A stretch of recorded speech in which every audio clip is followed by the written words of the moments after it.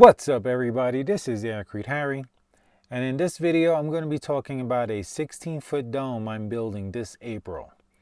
So depending on weather, sometime in April I'm going to start building this on a remote piece of property, completely off-grid, and I'll be showing the entire process of how one person can build a cement dome off-grid. In this video, I'm going to be talking about the tools I'll be using and also the estimated cost to build this dome. So what you see here is a little rendering I did.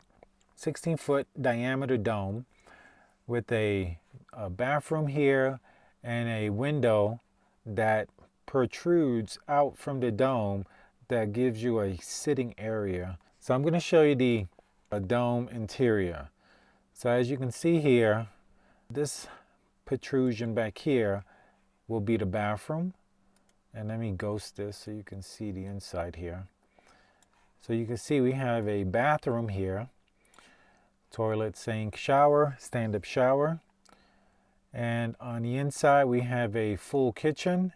We have our refrigerator, sink, stove, cabinetry. I have a queen-size bed up top. I'm gonna make the dome shell disappear here so we can see the inside better.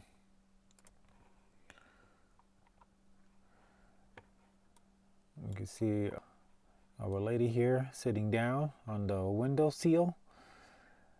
A little desk. So what I've done here is come up with a design for a 16-foot dome that I feel is all you would need for a single person or even a couple to start with, because this dome is really inexpensive to build if you already have some tools, but we'll go over that. You're talking about something that's earthquake proof, fire proof, hurricane proof, tornado proof. So if you wanted to build this in a backyard, if you live in an area that's prone to hurricanes and tornadoes, or you want just to have another house for your teenage kid or for your mother-in-law, you could build something like this really simple, and it could have all the luxuries of a home, which would be a place to cook, a place to use the bathroom and take a shower, and then a place to sleep. So what we have is up top, I have a queen-size mattress with a ladder going up, and then you have some space here that you can store things, some clothing or shoes or whatever. Now this is very limited space because of the curvature of the dome.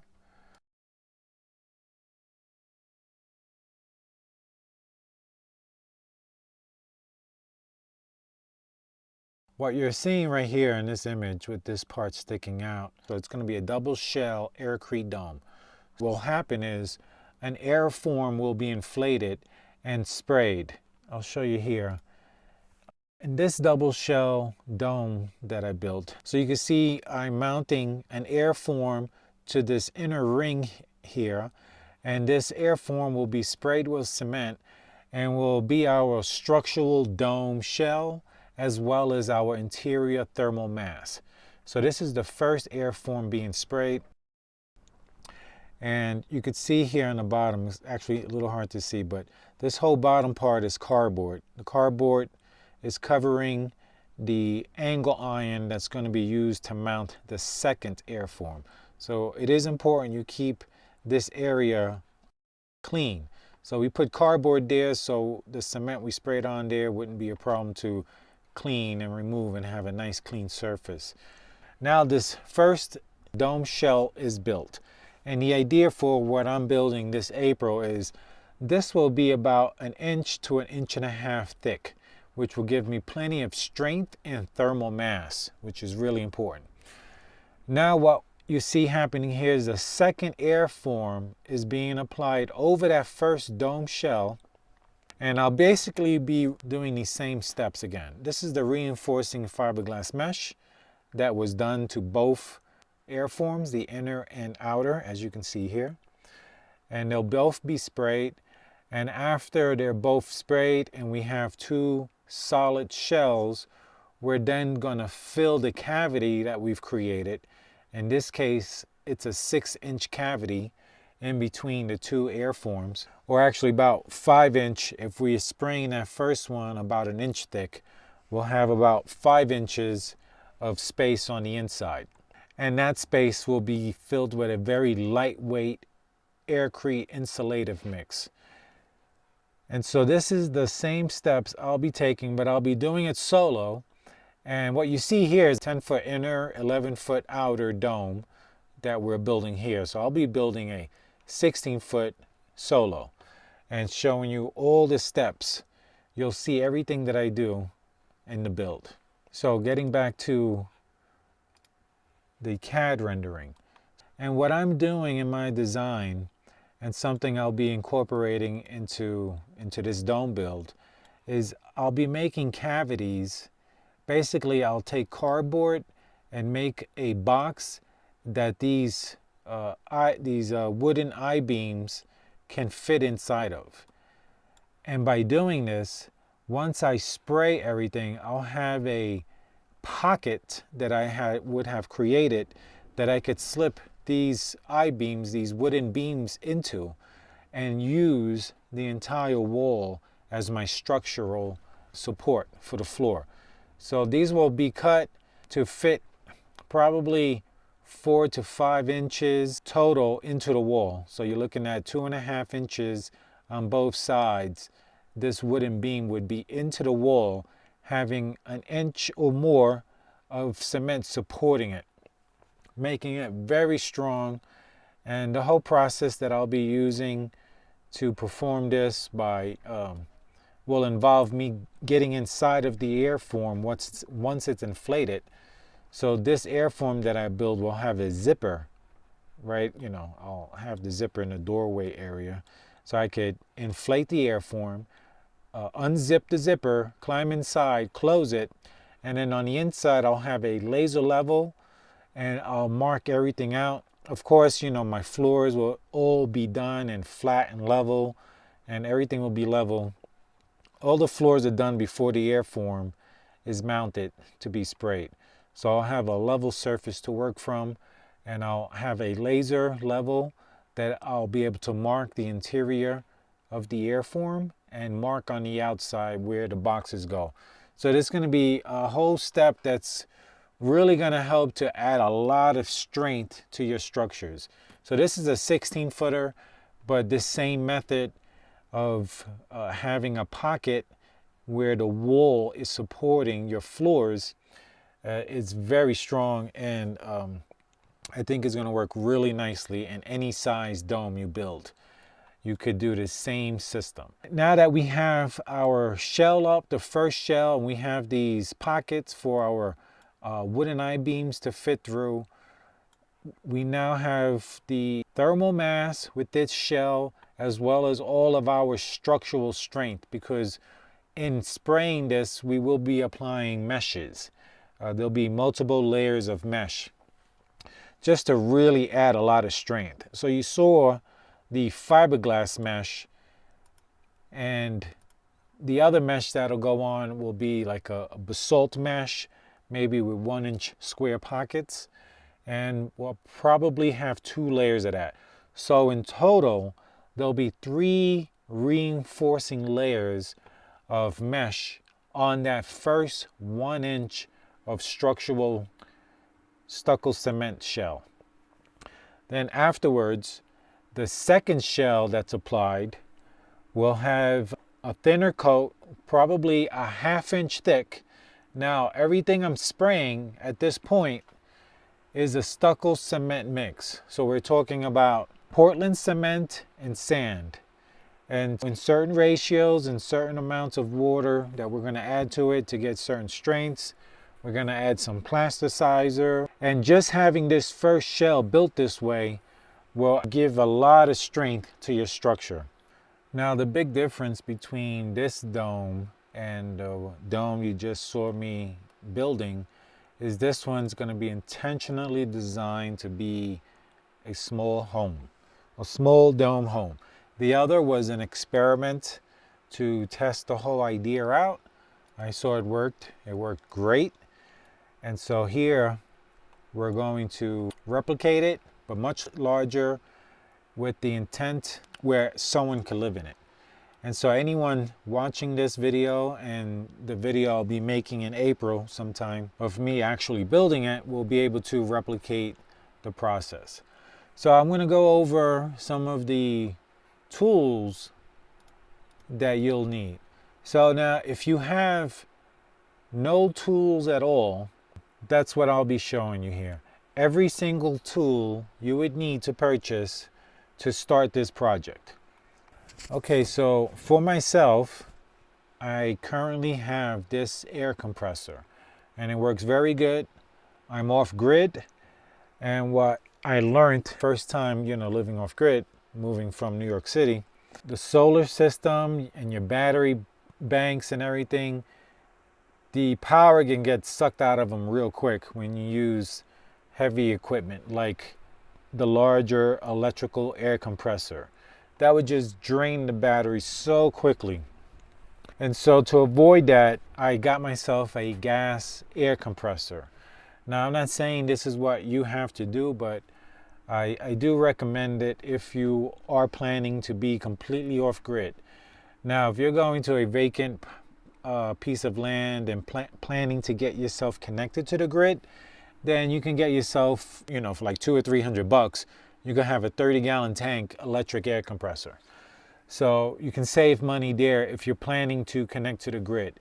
But because of my experience with generators, even having a gas-powered generator on 12,000 watts could not take the strain of an electric air compressor kicking on. Because a lot of these electrical tools, they'll have a surge where they'll require a lot more power to initially start before they balance out. And so I learned the hard way that I couldn't do it with electric, with my off-grid system. My solar system, my batteries, and my gas generator was too much. So I had to get myself a gas-powered compressor instead of an electric-powered air compressor.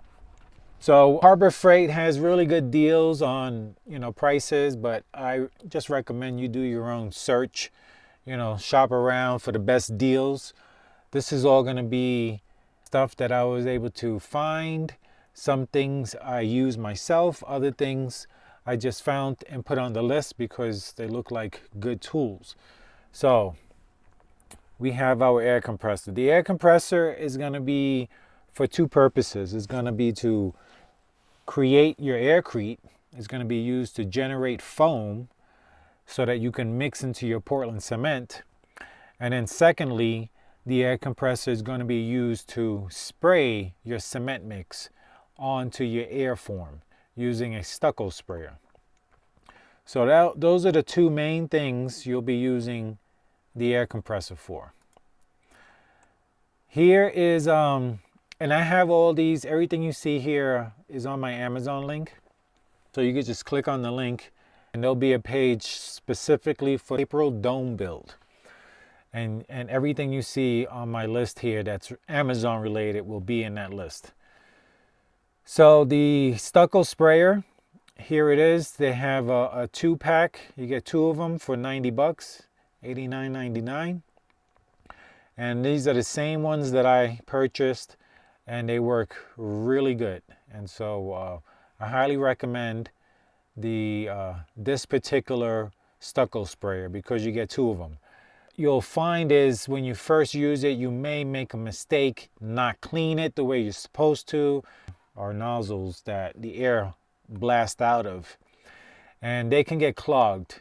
And so you have to make sure they stay clear so you have no issues, because you don't want your cement clogging up and then curing up in there, because then it becomes much tougher to clean it. You can still clean it, but it's a pain in the butt. So reason I'm recommending 2 of them, this particular deal is not so much to have a second person spraying, but in case you forget and it clogs up, you don't have to stop work. You can grab the other one, continue working, and then get back to cleaning the other one later. So this is the stucco sprayers that I recommend. Next is our mortar mixer. This is a handheld mortar mixer. This is the only mixer you'll need. If it's your first time using this and you're going to be mixing Portland cement and sand, if you can, I would recommend buying 2 of them, having a second one as a backup, because even myself had the hard lesson of burning this out by having my cement mix too dry. And so I was attempting to mix a plasticizer into a cement and I didn't do it correctly.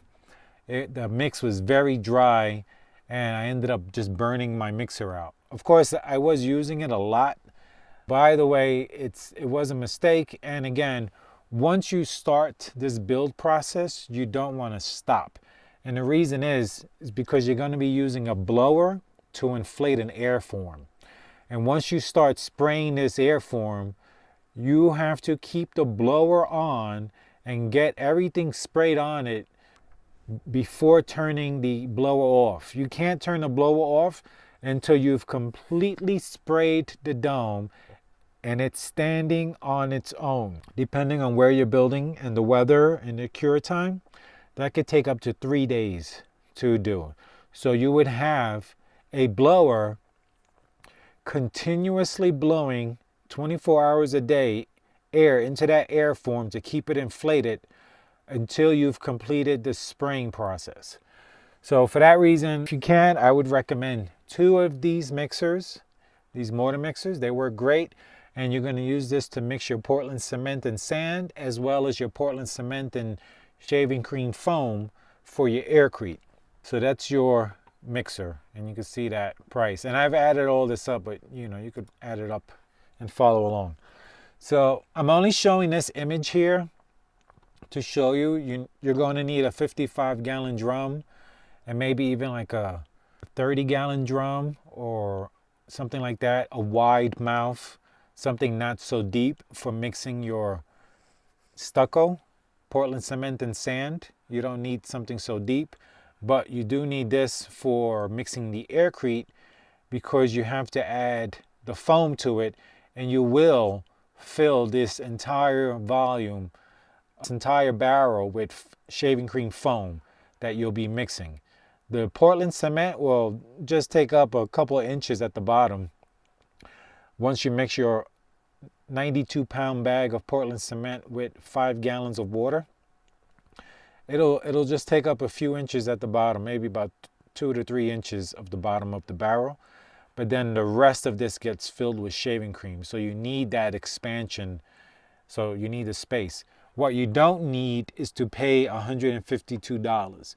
So try and source a barrel locally. I do not recommend buying this. I'm just showing you the barrel. And you can get this one with this clamping lid, a barrel like this, preferably out of metal, because then you could also attach the Aircrete pump components to this to seal the top and then use low air pressure, 3 to 5 psi, to then pump Aircrete out.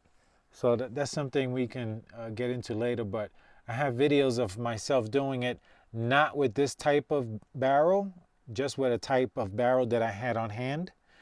But the idea is if you have this barrel with the lid that you can close, then you could use one barrel to mix and pump your Aircrete. So that's something to consider. But a 55-gallon drum for mixing your Aircrete, and then a shorter drum, just a wide bucket, you know, like a 20-gallon bucket, to mix your sand cement mix for spraying. Next, we got a trowel. Now, I highly recommend this trowel because you can adjust the blade, and this is perfect for domes because of all the curves. You can see here you can adjust this trowel multiple ways, and it's really good. In fact, let's look at the video here. You can see how it could come in really handy when you're working with curved surfaces.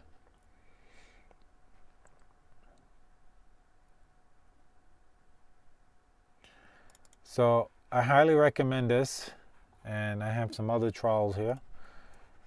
Here's a regular square one. This is a set of 3. Again, this is if you have no tools. I would recommend this, having these sets, because the different sizes come in handy for different situations. And this is a square one. Here's another one. This is a much stiffer trowel, and for smaller areas, I highly recommend this as well. This is really good also for when you're scraping the inside of a 5-gallon bucket. You know, you're scraping the cement out so that you could load up your stucco sprayer. Then these triangular trowels are really good. I would just get this set. In fact, if you get this set here, you're pretty good. And then this one here has these rounded ends, which I also recommend. So again, you don't have to purchase what you see here. Shop around, you know, look at the box stores, you know, Home Depot, Lowe's, or whoever you have around your area. You know, try to get deals. You can end up building for a lot less money if you look for your own deals. A bull float, I definitely recommend for getting your floors nice and leveled and straight. I have one, and this is a very valuable tool. So definitely get a bull float. This is actually a pretty good price too for one. But shop around. Now, I only have these stakes here to show you the image. You've seen these stakes in my videos because these are the same ones I use. These are very important tool. They are reusable, you know, they don't stay in the ground. So remember, these are a tool to be used and removed once done. Do not leave them in the ground because they're expensive. Now, these metal stakes are great for soil that has a lot of rock in it. I could not use wooden stakes in my soil because I had so many rocks in it. Who would think, in the Rocky Mountains, right? And so my wooden stakes kept splitting every time I tried to pound them into the ground. So I had to invest the money into these iron stakes that have their pre-drilled holes. These are a must-have. And if you're building a 16-foot diameter dome, then you need 50 of these stakes. 25 for your inner circle and 25 for the outer circle. Definitely shop around, but I highly recommend these metal stakes with the pre-drilled holes because they make life very easy. They're very good, reliable stakes. They come in a variety of sizes. I have 18-inch, 24-inch, and I have 36-inch. So obviously, the more metal it is, the more money it's going to be. So it depends on your situation, your land, how level it is, and stuff like that. Because my system that I developed for foundation deals with uneven ground, unlevel. It deals with it by using different size stakes to make the top of the foundation level, although the bottom part of the foundation will be unlevel. So you could think of like San Francisco and homes built at an angle. You'll see like more foundation on one side of the building than on the other because of the slope. So I deal with that in my system using the stakes. So it's part of what I love about my foundation system. Next, what you see here is a Tyvek. This is exactly what I use. 9 feet wide by 150 feet long. With one roll of Tyvek, you can make up to a 20-foot diameter dome, but not a double shell dome. You would need 2 of these rolls to make a 20-foot double shell dome. Otherwise, to make one airform, you can make a 20-foot in size with one. And so this is about what I pay per roll. And when I make my airforms, I take this roll and I cut it right in the middle, right in half for making my airforms because I don't use this entire width. I'll be doing everything outdoors, off-grid for this build. So I'm going to make a table using pallets and plywood to make a table on the ground so that I can unroll this Tyvek, put the template on it, cut it, You know, I'll be sewing it. I'll be doing everything outdoors and staying in a tent until the entire structure is built. And then I'll take more time to finish the inside, but the entire structure ready to move in and start working on the inside is what I'm going to be doing in April. So here's the fiberglass rolls. This is mosquito netting. It's a fiberglass netting. And so you need about 2 or 3 of these rolls to make the airform. This is plastic roll. We use this as a vapor barrier, also a radon barrier.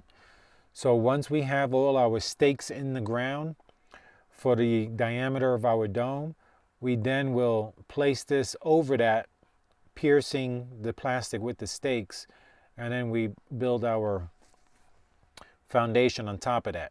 So this acts as a radon and vapor barrier. And I'll show you the next steps would be this here. This is 4-inch, 100-foot long corrugated pipes, perforated. So these have holes in it. So what will happen is on the inside of my foundation, so on the inside of the ring beam, I'll dig a trench in the ground and I'll have the corrugated tubing going all the way around and coming out. So there'll be an inlet and an outlet for the tubing. And so having that inlet outlet will allow air to move and circulate under the pad here, under this slab. Will be that perforated tube to get any gases or vapor that builds up and just exhaust it out. So you have no risk of buildup inside of the house. So that's what the plastic and the corrugated tubing's for. Next we have our cement mixer. This one here I chose is a 5 cubic foot. They come different sizes, so be careful when you're shopping. If you're just looking at the image, they all look alike. So it's hard to tell from the image alone that if it's a 1 cubic foot, 2 cubic foot, or what have you. So I recommend the 5 cubic foot larger mixer. Just helps when you're doing your foundation to mix everything up nice and have the space inside, and just works much nicer. It's worth the investment for the 5 cubic foot cement mixer. Full face shield is just for safety, you know. Definitely recommend safety glasses. When you're mixing the cement, you'll get splash, you know, the cement will splash up. When, you know, whether it's stucco or Aircrete, it happens all the time. So you don't want to get splashed in the eyes, but I find these face shields work really nicely, and it'll protect your whole face from getting splashed with any cement, chemicals, you know, anything. So I would recommend this. Here from aircreteharry.com on my website, here is 16-foot wooden gourd template. So this is the wood template that I use to cut my Tyvek material. Sets me up nicely for the sewing machine.